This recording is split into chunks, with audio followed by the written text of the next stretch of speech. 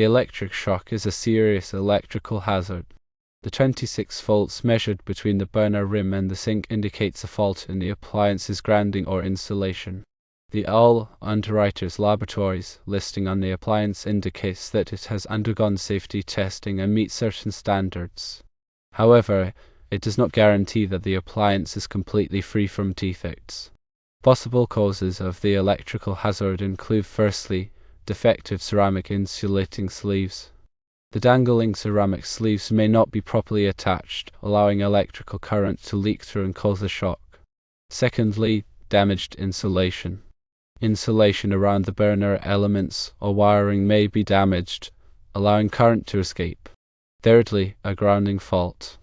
The appliance may not be properly grounded, which can result in the build-up of electrical potential on the burner rim. Action to take includes 1. Safety first. Unplug the hot plate immediately. Do not use the appliance until it has been repaired. 2. Contact Walmart.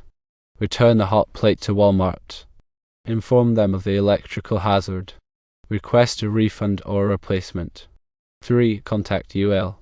Report the issue to UL at the website Verify.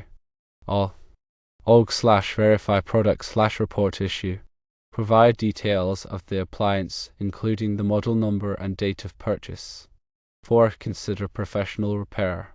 If Walmart does not provide a satisfactory resolution, consider having the appliance repaired by a qualified electrician. The fact that you measured 0 amps on the wire between the burner rim and the sink does not necessarily mean that there is no current flow. It could indicate a high resistance connection or a fault in the measuring equipment. Electrical repairs should only be performed by qualified personnel.